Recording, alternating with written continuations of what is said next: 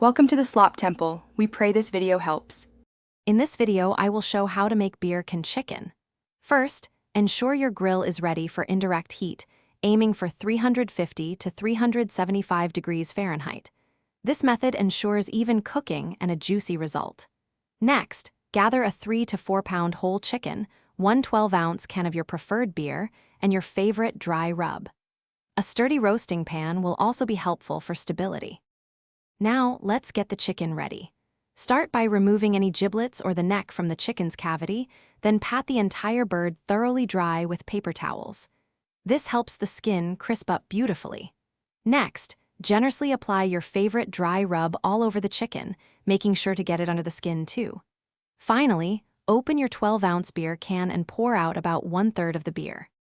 It's time to get cooking. Carefully place the chicken onto the partially filled beer can, ensuring it stands upright and is stable.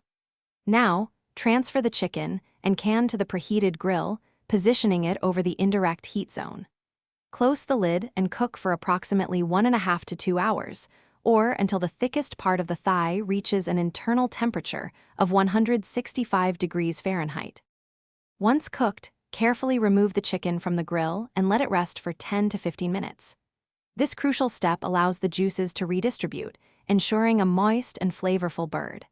Then, carefully remove the beer can and carve your delicious chicken into serving pieces. It's perfect for any gathering, and for a truly effortless clean, check the description for a link to the Shark AI Ultra Robot Vacuum and other great deals. Thanks for watching. Consider subscribing if we helped you.